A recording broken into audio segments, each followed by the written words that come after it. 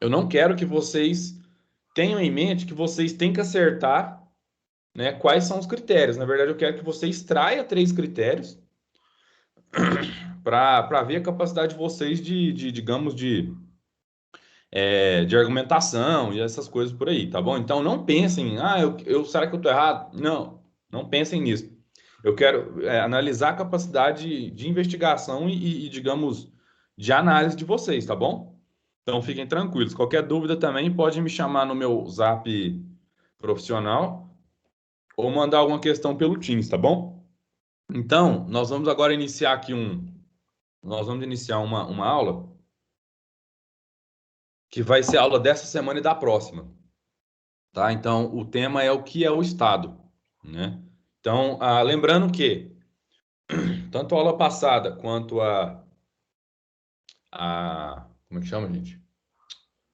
A, essa aula e a que vem, ela está sendo baseada no capítulo 19 do livro Fundamentos de Filosofia, tá? Lembrando que, conforme já dito, a nossa avaliação de conteúdo e leitura, ela vai acontecer, se eu não me engano, aqui 3 semanas. Por que eu estou falando conforme já dito? Porque lá no Moodle tem o documento, tem o calendário de avaliações lá, tá? Tem o calendário de avaliações, tá bom? E também, eu acho que, se eu não me engano, tem o plano de aula de vocês ainda não coloquei, eu preciso colocar, que é o conjunto de aulas que eu vou dar ao longo do ano, tá? Então, semana que vem eu vou trazer a data certinha da nossa avaliação. Pessoal, basicamente o objetivo é compreender a origem desse conceito, Estado, no contexto da filosofia política. Então, hoje nós vamos trabalhar aqui basicamente com algumas. Eu acho que antes de entrar numa discussão propriamente dita, nós vamos entrar em uma explanação do que vem a ser o Estado, né, o que compõe o Estado, né? E o interessante é que vocês têm que entender o Estado, na verdade, como uma somatória de outras ideias, de outros conceitos, né? Então, o termo Estado, e reparem uma coisa, nós vamos falar sobre isso logo mais. Vai existir uma diferença entre o Estado, e aqui eu estou colocando com E maiúsculo, né? Estou escrevendo aqui, e Estado, né? É... E a gente vai entender por quê. O termo Estado deriva do latim status, e significa a permanência de uma situação de convivência humana ligada à sociedade política. E o termo Estado, digamos, outros subconceitos, outras ideias vão estar ancoradas nessa concepção maior, que é a ideia do território, a ideia do povo, e esse povo unido o povo unido dentro de uma matriz cultural, e a soberania. Esse conceito de soberania a gente vai entender melhor ao longo da explicação das chamadas teorias políticas, que nós veremos, se eu não me engano, no segundo bimestre. Pessoal, vamos atentar nisso aqui. Uma definição que é muito comum quando a gente começa a estudar tanto sociologia, ciência política e filosofia política, é a definição do Max Weber. Vou abrir aqui uma pausa rapidinho.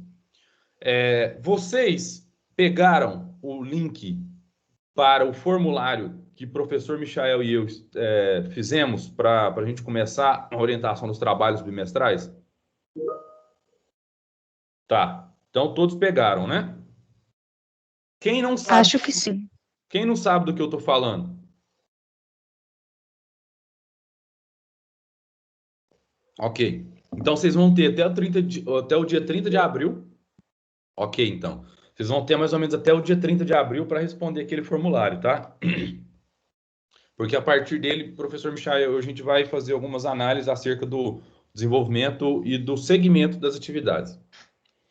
Então, pessoal, a definição do Weber, do Max Weber, é a seguinte: o Estado ele é a instituição política que, dirigida por um governo soberano, reivindica um monopólio, presta atenção, um monopólio do uso legítimo da força física em determinado território, subordinando os membros da sociedade que nele vivem. Aqui nós temos, então, já apresentado nesses slides, né? O conceito de povo, o conceito de território, o conceito de soberania e O mais, eu acho que talvez um dos termos que seja muito importante aqui, monopólio do uso legítimo da força física. De que modo esse monopólio ele é regulamentado? De que modo esse monopólio é exercido? Por meio das sanções impostas pelo Estado pelas seguintes instituições: a polícia, as leis, o judiciário e por aí vai, tá bom? Então, basicamente, essa definição do Weber é uma definição que vai embasar outros estudos em política, seja na filosofia, na sociologia, tá? E lembrando que, na verdade, quando ele diz que o Estado é instituição política, né, ele, dentro desse conceito como um todo, já vai ter aqui, né, um conceito muito pertinente para a gente, que é o território e um determinado povo subjugado dentro de uma matriz cultural. Então, assim, o que vai definir o Estado, e outro termo para isso é o chamado Estado-nação, né? Quando a gente está falando de Estado, a gente está falando de Estado-nação. Vocês me desculpem, porque o meu teclado aqui ele está formatado para inglês e eu não consigo colocar o tio. Então, basicamente, o que nós vamos ter é, quando estamos falando de Estado, com E maiúsculo, nós estamos falando de Estado-nação, tá bom? Então, qual seria a diferença entre esses três termos aí, né, que aparece muito, né? Estado, país e nação. Antes da gente dar continuidade aqui a filosofia política, eu achei por mérito, assim, eu acho que é necessário explicar para vocês um pouco, tá? Eu entendo o Estado, na verdade, como um conjunto de instituições que vão controlar e administrar, né, a nação, o país e o ordenamento jurídico. Ou seja, o Estado, nessa concepção abordada aqui, ela é uma definição jurídica, ou seja, ela está referida, em seus termos, a uma ordem jurídica, né? Um conjunto de leis, tal. Não só de leis, mas, na verdade, um conjunto de determinações que, reguladas dentro de um determinado território, né, ela vai administrar aquela nação.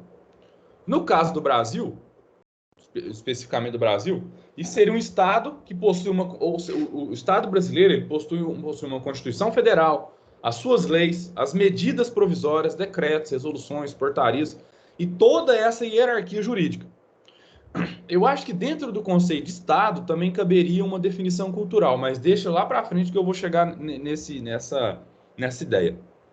Já a nação, então existiriam diversas nações. A nossa nação seria a nação brasileira. E o que isso implica? Que a nação é definida pelo conjunto de características culturais, tradições, língua, costumes, entre outros fatores que, de alguma forma, vai identificar ou vai criar uma identidade pela qual os indivíduos eles vão se identificar e vão se sentir parte de um grupo. Por exemplo, quando a gente está falando de expatriados,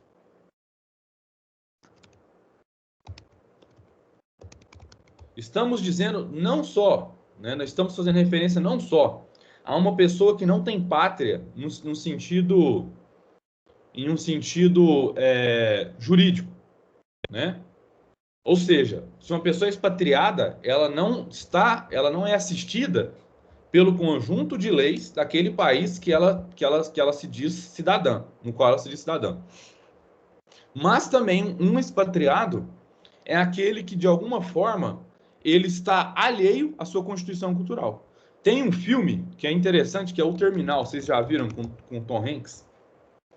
Esse filme mostra um pouco isso. É um cara que fica preso no aeroporto porque o país dele foi tomado por uma ditadura e ele deixou de existir. Nesse período em que ele sai do país dele, ele vai para os Estados Unidos, o país dele tomou um golpe e deixou de existir.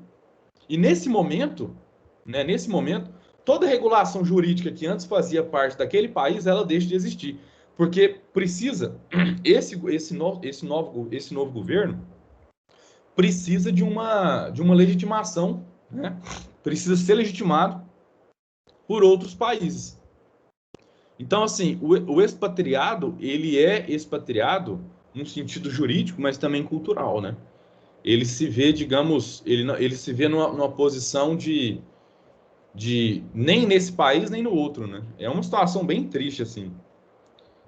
Basta a gente ver a situação dos refugiados, né? os refugiados da Síria, do Líbano e tal, o que aconteceu com eles, né, naquele momento ali, mais ou menos em meados de 2014, 2013, né? Situação triste. E o país, né, é uma designação geográfica. O que vai diferenciar do Estado, né? Porque o país ele engloba o território, tá? Então ele engloba o território. E essa basicamente seria a diferença desses termos, né? O Estado, que seria uma ordenação jurídica, a nação, uma ordenação cultural, e o país, geográfico, territorial. Vocês entenderam?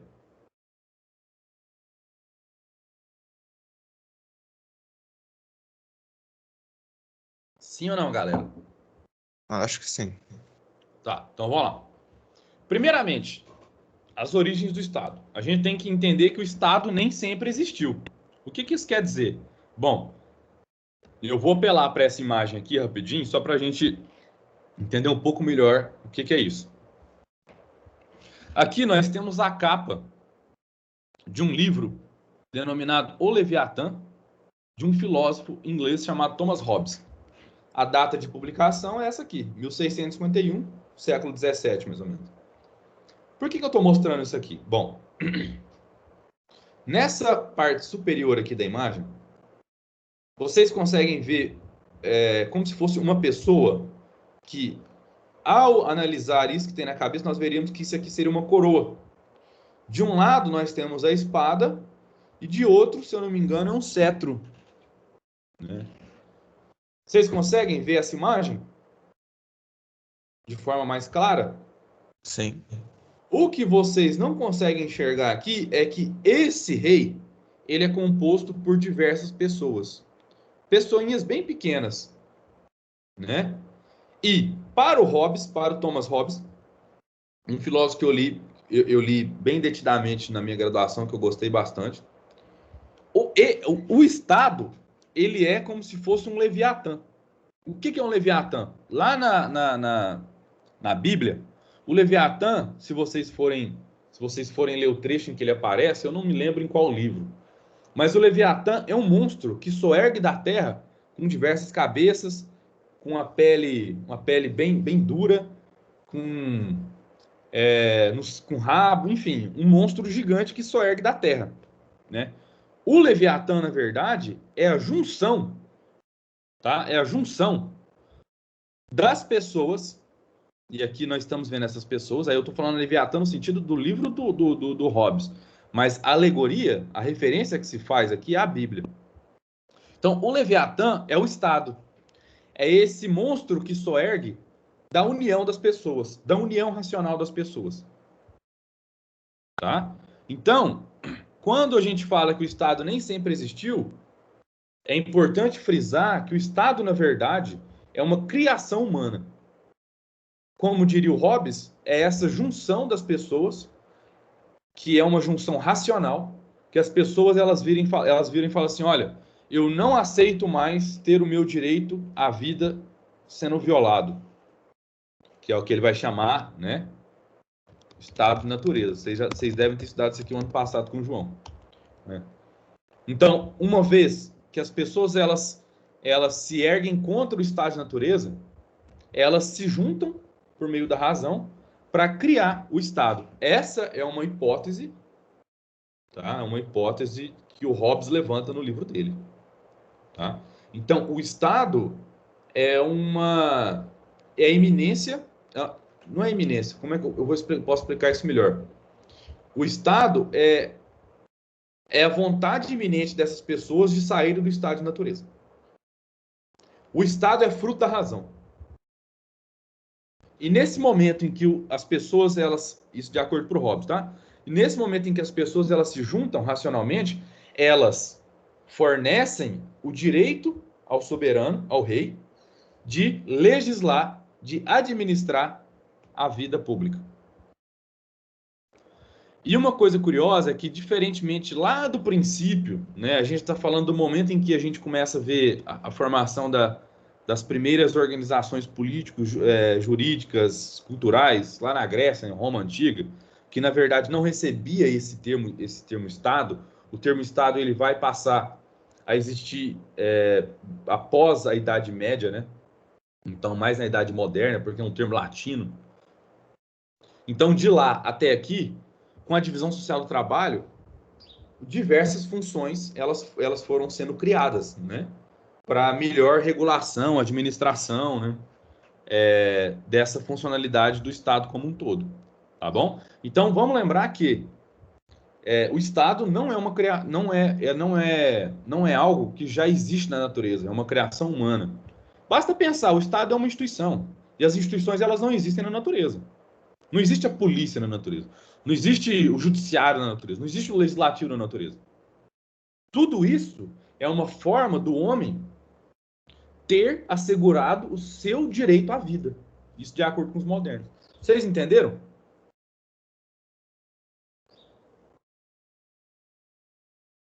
Entenderam? Por enquanto, sim. Tá, então vamos dar seguimento. Alan, você tá calado hoje, o que foi?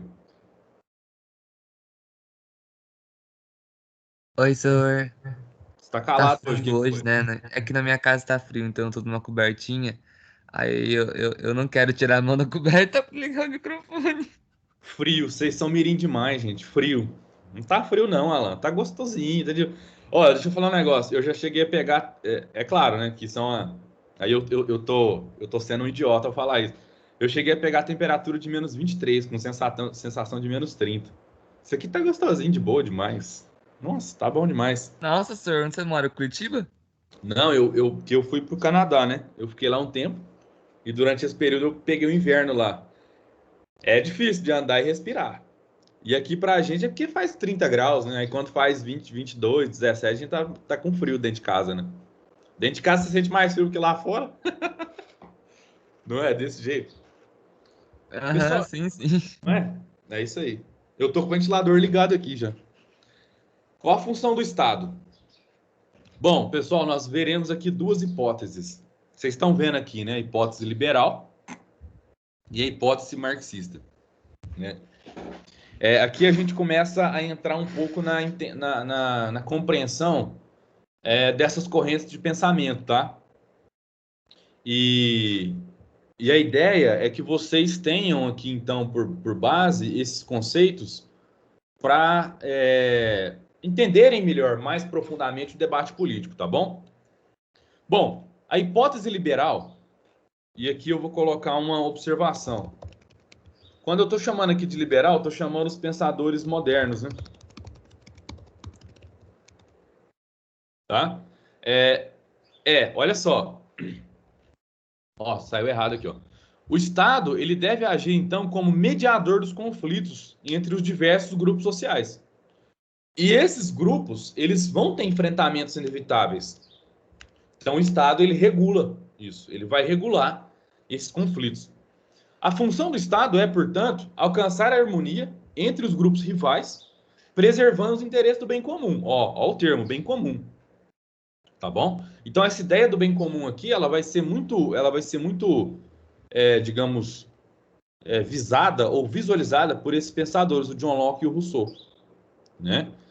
O Hobbes, o Thomas Hobbes, ele vai falar uma coisa curiosa, que ele vai falar o seguinte, que o ser humano, o argumento dele eu acho muito bom, ele abre mão do seu direito de natureza, do seu direito digamos, da sua liberdade natural, ele abre mão desse direito para que o Estado ele possa regulamentar a vida em sociedade e assegurar o direito à vida dessa pessoa. Eu acho esse argumento muito forte, né?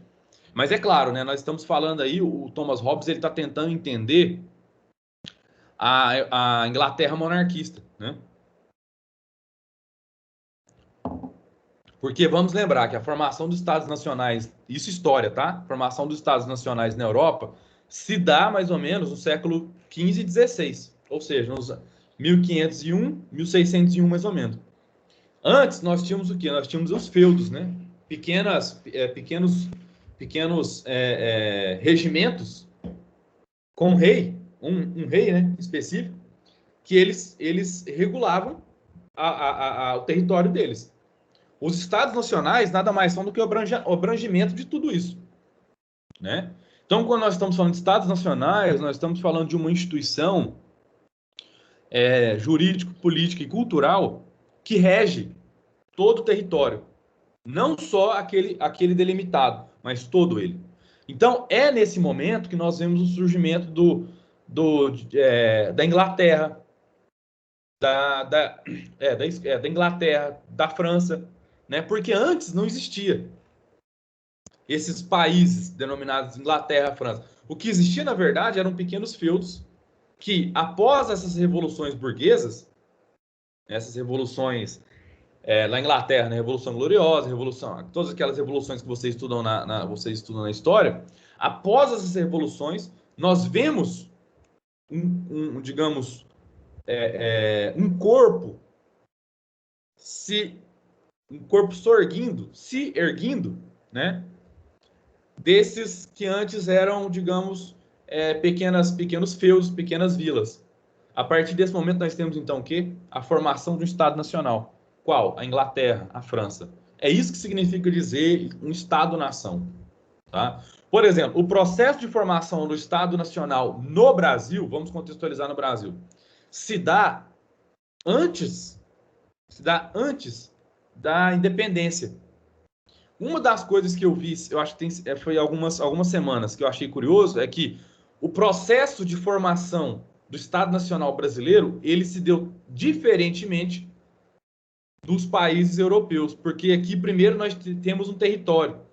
Quando a gente está falando território, nós estamos querendo dizer que antes de tudo havia o território brasileiro, mas só depois que foi ser reivindicado o Estado Nacional. O que aconteceu na Europa foi o contrário. Antes você tinha, digamos, pequenas vilas, só ergue o Estado, então tem essa fusão entre essas vilas, esses feudos, e depois você tem a formação do território.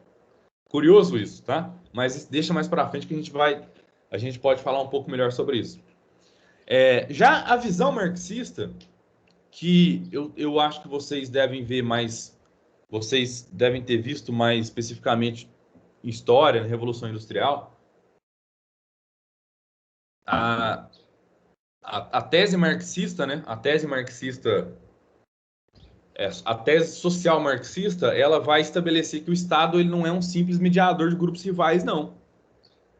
O Estado, na verdade, ele vai nascer do conflito de classes.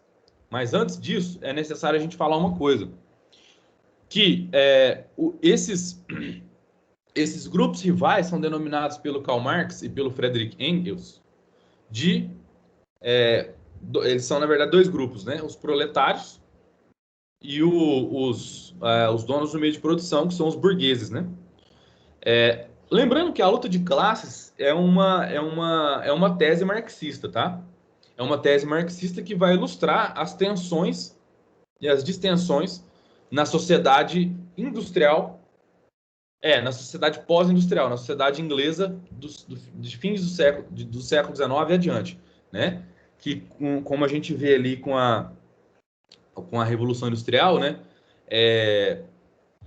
A posse dos meios de produção vão ficar na mão dos burgueses. E quem trabalha para os burgueses? Os proletários. Então, a hipótese marxista é que, na verdade, o Estado ele é fruto dessa contradição. Ele não seria, como na perspectiva liberal, como não seria esse indivíduo, como diz o Hobbes, né? Esse Leviatã. O Estado, para o Marx, o Estado não seria esse Leviatã que se ergue da junção racional das pessoas. Na verdade, para o Karl Marx, o Estado ele é fruto de uma tensão desencadeada pela luta de classes. Tá bom? E o Estado é uma instituição de controle. Né? Ele vai ser uma instituição de controle. Quem controla? A classe dominante. Tá? Então, quem vai pensar desse jeito? Karl Marx e o Engels. Então, nós vemos aí, na verdade, duas hipóteses distintas. Aí fala, professor, qual que é a melhor? Não existe isso. Tá? Não vamos cair nessa besteira de achar que essas teorias políticas, as teorias sociais, elas podem ser avaliadas da mesma forma que uma teoria científica, né? Que existem as teorias corretas e as incorretas, né? Eu tenho um amigo, um advogado, e ele é mestre, né, em direito internacional, e ele uma vez ele me deu uma explicação muito interessante sobre como ele dá aula, como ele fala, né, nas aulas dele sobre, porque ele dá aula numa universidade lá em Minas. E uma coisa interessante que ele me explicou que é o seguinte, que a teoria marxista, por exemplo, do direito, ela é muito boa para avaliar, por exemplo, o funcionamento das instituições, para avaliar, por exemplo, também as contradições sociais. Mas ela não é boa, por exemplo, para avaliar a questão dos direitos humanos, direitos civis. Ela pode fornecer algum embasamento para se analisar um determinado fator, né? Mas ela não explica a realidade de forma inteira. E eu concordo com isso, né? Apesar de eu não me considerar um filósofo, eu acho que, na verdade, essas grandes filosofias, essas grandes teorias que foram muito característicos ali do pensamento nas ciências humanas até a década de 50, 60, 1950, né, do século passado, elas ajudam a explicar a parte da sociedade, mas explicar o todo eu acho muito complicado. Por exemplo, eu vou dar um exemplo no meu caso, tá? No meu caso de pesquisa. Eu não sei se eu cheguei a comentar com vocês, mas eu tenho pesquisado, tenho desenvolvido pesquisa muito na área de análise de dados climatológicos da natureza, do cerrado, e a busca por criar formas lúdicas, formas criativas, formas artísticas de ver esses dados e ouvir os dados. Então, por exemplo, como que eu posso utilizar a teoria marxista dentro de algo tão específico como essa? Eu posso utilizar a teoria marxista, por exemplo, quando eu vou falar sobre comércio de arte. Eu posso. Mas mesmo assim, a teoria marxista ela não vai abranger o fenômeno como um todo. Ela pode dar condições de análise do fenômeno, mas ela não vai abordar o fenômeno como um todo. Ela não tem essa possibilidade, né, de analisar fenômenos muito contemporâneos. Tanto que existe até hoje, né? Existem hoje, na verdade, perdão, filósofos, pensadores que tentam, na verdade, sempre fornecer novas condições de interpretação dessas teorias. Então, o que eu estou querendo dizer no final das contas é que o mesmo vai valer para o fenômeno político. E os liberais, por exemplo, eu acho que eles vão fornecer uma ideia muito bacana sobre a questão dos direitos civis, dos direitos humanos. O marxismo vai fornecer uma análise muito pertinente sobre as dinâmicas do capital na sociedade pós-industrial, né? Esses filósofos, eles não viveram esse contexto. E por mais que o Marx critique eles, gere críticas, né? Eu acho que tem muita coisa que o pensamento dele não abarca aqui, da mesma forma que esse pensamento não abarca aqui. Entenderam? Então, vamos começar a enxergar aqui. Antes disso, eu estou falando muito rápido, vocês estão entendendo? Tem alguma dúvida? Acho que hoje eu estou falando demais.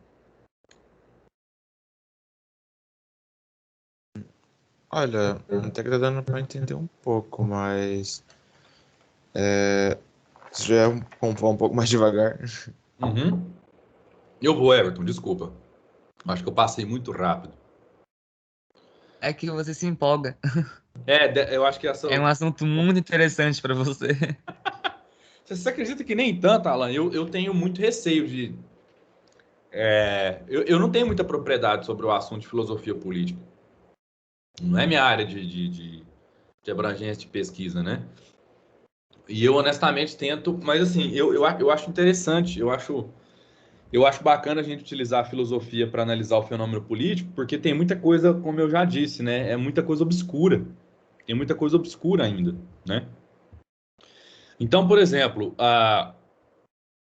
como entender dentro desse tema, né, sociedade civil e Estado, e lá no livro de vocês, no livro didático, vão colocar como sendo coisas em momentos distintas, né? Então, como entender o Estado? O Estado, ele costuma ser entendido, então, como uma instituição que exerce poder coercitivo. Lembra lá da definição do Weber? A definição que nós vimos aqui, ó, né? Que o Estado é uma instituição política que, dirigida por um governo soberano, reivindica o monopólio do uso legítimo da força física em determinado território, né? Então, o que acontece? O Estado é essa instituição que vai exercer o poder coercitivo, ou seja, a força. Lembra que a gente viu na aula passada sobre o poder social? Que o poder social se distingue em ideológico, político e econômico? Então, o Estado é o que detém o monopólio desse, digamos, desse poder. Né? Então, assim, uma coisa curiosa é que o Estado ele vai ser, eu acho que a divisão básica do Estado, ela é aquela que a gente compreende até hoje, né? O legislativo, o executivo e o judiciário. Essa compreensão ou esse processo de formação do Estado em legislativo, executivo e judiciário é algo que eu acredito que vocês acabam vendo mais em ciências políticas, né? Como outra coisa também, que é a constituição, perdão, a criação da representatividade. Aí eu pergunto para vocês, o que vem a ser a representatividade? O que é a representatividade da sociedade civil?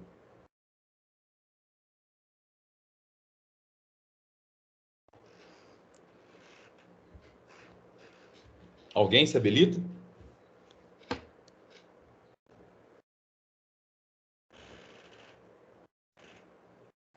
O que vocês estão vendo aqui na camiseta desse pessoal aqui, ó? Sindicato, movimentos sociais, ONG, ONGs, né? Cidadão, cidadã, associação de moradores. A representatividade nada mais é de que o direito que uma pessoa tem de terceirizar a sua, digamos, eu não posso falar terceirizar, acho que o termo não é bem esse, mas a representatividade, principalmente para nós que vivemos numa democracia representativa, não é nada mais, nada menos do que uma organização, digamos, que organização que eu estou falando? Sindicato, as empresas, as escolas, as igrejas, clubes, movimentos populares, associações culturais, digamos, é o modo como essas organizações, no todo, elas acabam por representar a mim. Ou seja, na minha ausência, existem essas organizações. Né? Então, essas organizações representativas, ou também as entidades de classe, essas coisas como um todo, elas visam, na verdade,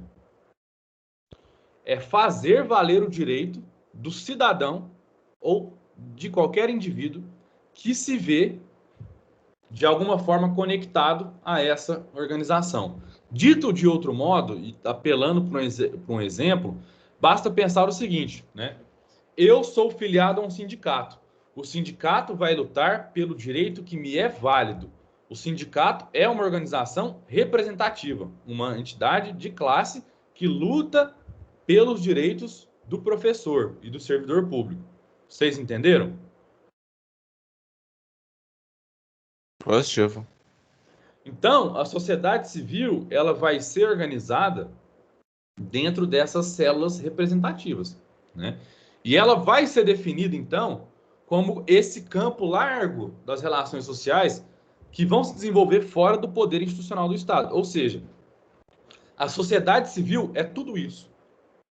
A sociedade civil digamos, eu não vou falar somatória, né? Porque eu acho que se eu falar somatória de indivíduos, vai ficar parecendo que a sociedade civil é a soma dos interesses individuais. E não é só isso. Mas a sociedade civil é a síntese de tudo isso. É a síntese, digamos, dessas diversas organizações, né? Então, vocês, todos nós formamos a sociedade civil.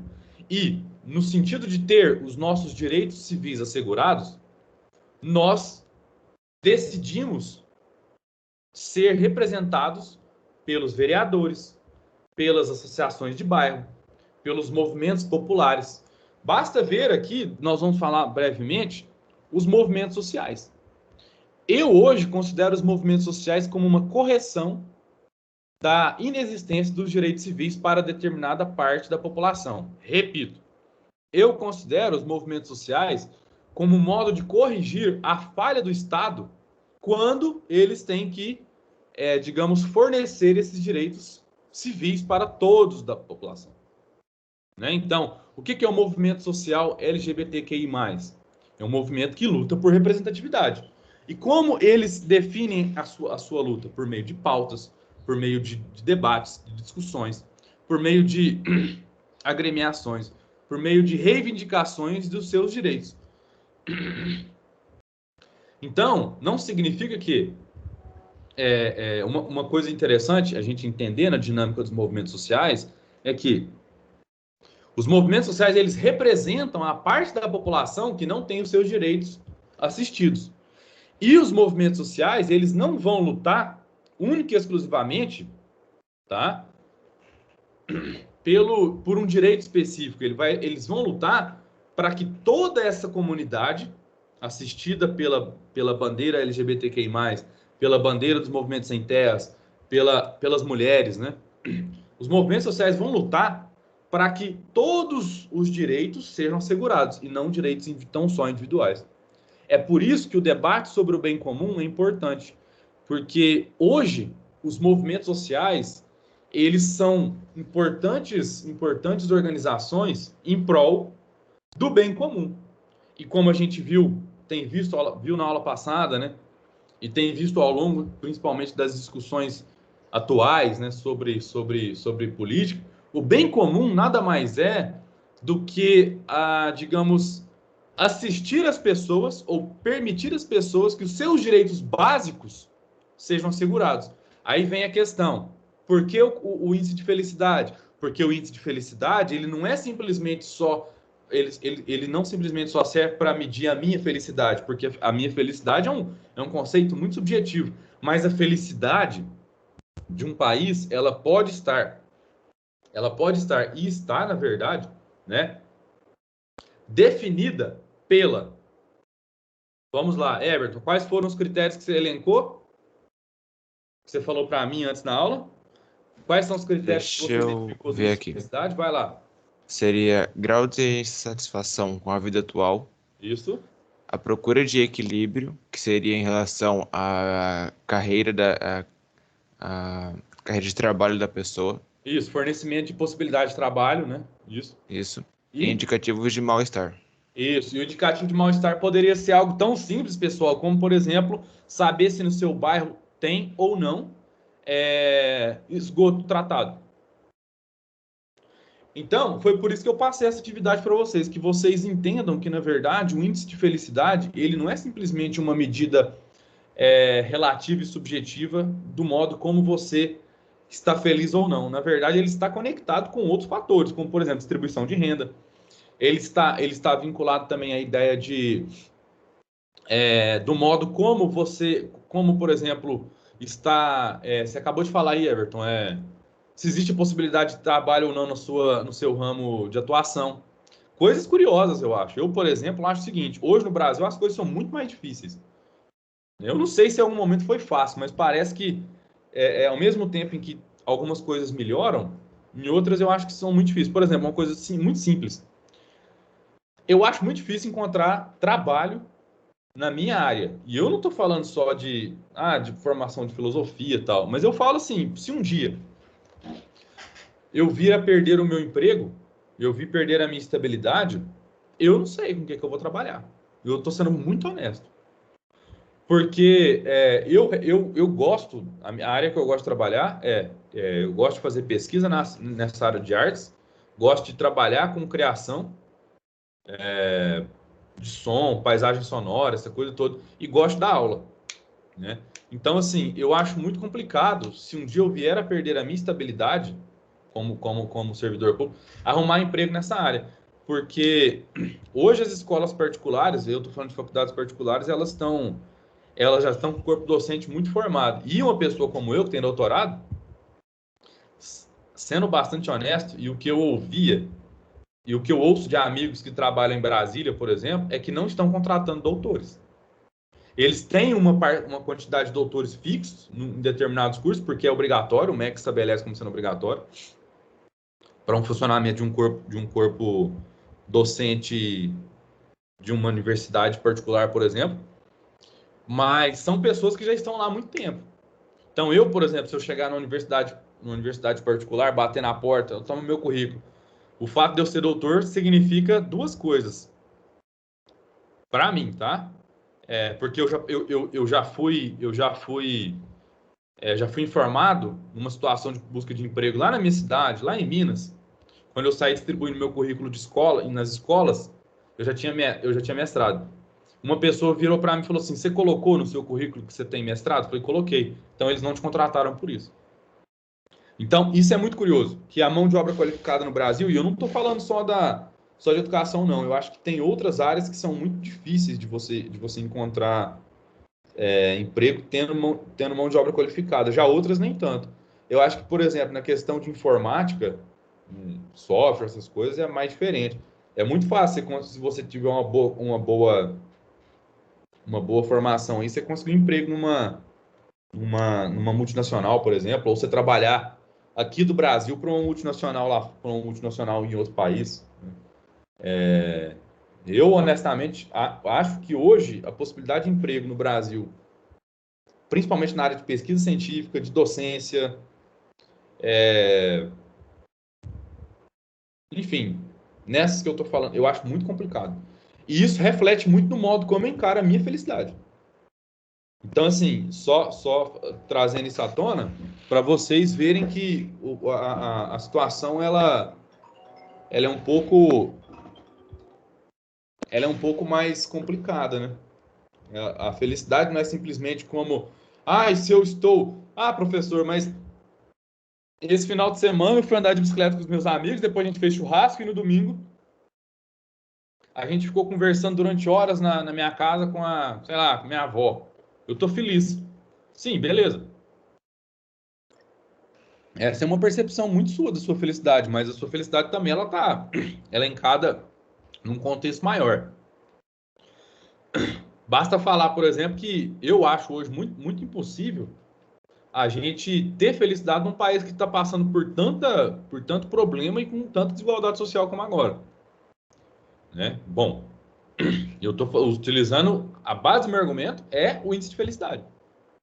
E vocês viram lá no artigo jornalístico que eu coloquei, isso do ano passado ou desse ano, se não me engano, que o Brasil caiu no ranking, né, de felicidade.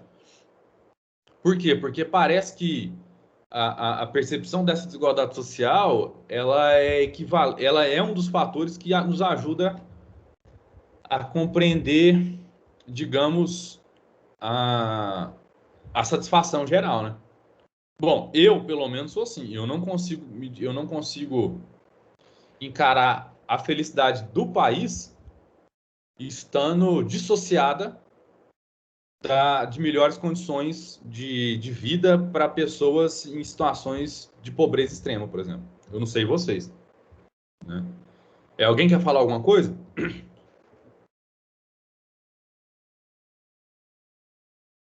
Creio que não. Não? Então tá. A gente está caminhando aqui para o término dessa parte da aula, né? Então, o que eu tenho que falar é que o relacionamento entre os membros da sociedade civil vai provocar o surgimento das diversas questões ou diversas, digamos, embates, né?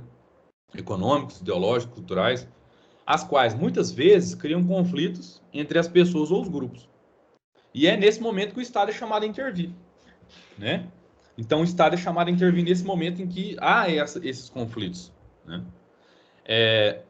Então, aí vem a base da democracia representativa, os partidos políticos, né? Então, os partidos políticos, eles vão atuar como ponte entre o Estado, entre eu e o Estado. Eu quem? A sociedade civil, né? E vão caber aos partidos políticos captar esses anseios da sociedade civil para representar esses anseios perante o Estado. Representar de que modo? No Senado, na Câmara dos Deputados, né? Na luta por, digamos, pela criação de leis, o indicativo de leis, né, para determinadas parcelas da população. Tá bom? Pessoal, então a gente acaba por aqui, tá bom? Então, alguém tem alguma dúvida? Alguém quer fazer um comentário? Alguém quer perguntar alguma coisa?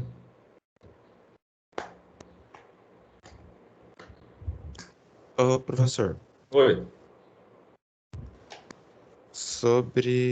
pelo que eu me lembre, tinha no formulário, que acho que é de Sociologia e Filosofia, tinha umas perguntas, agora eu não vou me lembrar sobre quais eram exatamente, deixa eu ver se eu acho. Mas eram para indicar o meu interesse sobre aquele assunto? Isso, exatamente. E o assunto representado pelas questões que nós colocamos, né? Uhum. Então, por exemplo, se Então, você tem interesse de debate, se você tem interesse de debater os partidos políticos, você vai lá, eu tenho muito interesse, eu tenho pouco interesse, por aí vai, entendeu? uhum. Uma que eu fiquei meio assim, se eu me interesso não é esse por que votamos. Isso te despertou interesse, você fala? Não sei se, tipo, se é algo que vai me prender a atenção ou não. Porque é uma coisa básica, mas também pode, que é importante. É, Então, exatamente. é Aí você meio a marca meio. lá, você pensa direitinho e vê se você marca então lá, tipo, eu tenho muito interesse ou pouco interesse.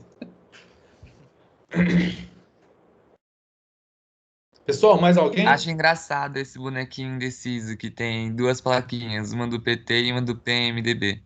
Ele tá indeciso, tadinho, não sabe qual que escolhe. É verdade aqui, né? Agora que eu tô vendo. Não sabe. Aí você sabe o que que deu isso aqui, né? Curioso, eu não tinha visto não, Alan. Verdade. Pessoal, mais alguém? Mais alguma coisa? Creio que não. Então tá, pessoal. Então, espero que todos tenham uma ótima manhã, um ótimo feriado e um bom Não resto de semana. esquece de parar a gravação. Agora eu vou parar. Então, até, professor. Tem um